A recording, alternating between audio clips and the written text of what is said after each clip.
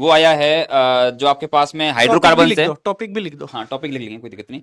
Hydrocarbon जो आपका topic है बेटा, हाइड्रोकार्बन में से क्वेश्चन आया। हाइड्रोकार्बन के अंदर भौतिक गुण धर्म जो टॉपिक था उसमें से आया है, ठीक है। और भौतिक गुणधर्म बेटा जनरली बहुत सारे लोग नहीं पढ़ाते हैं, लेकिन पीडब्ल्यू की सारी टीम ने भौतिक गुणधर्म आपको पढ़ाया बढ़िया से, क्योंकि भौतिक गुणधर्म को भी आप इग्नोर नहीं कर सकते, क्वेश्चन डायरेक्टली आते हैं।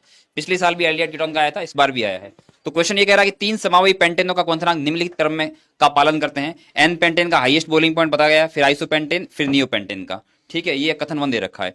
उसके बाद कथन 2 दिया है कि जब शाखन बढ़ता है तब अणु एक गोले का आकार ले लेता है। इसके परिणाम स्वरूप संस्पर्श के लिए पृष्ठ क्षेत्रफल कम हो जाता है, जिसके कारण गोलीय अणुओं के बीच अंतराणुक बल दुर्बल हो जाते हैं और इस कारण क्वथनांक कम हो जाता है। ऊपर दिए गए कथनों के आधार पर बताइए कौन से विकल्प सही है, ठीक है बेटा। पहली बात तो ये है कि जब कोई आपके पास में हाइड्रोकार्बन होते हैं उसमें जो आपका लीनियर जो होता है जिसमें शाखा नहीं लगी होती है उसका बॉइलिंग पॉइंट ज्यादा होता है, और जैसे जैसे शाखा लगती है उसका बॉइलिंग पॉइंट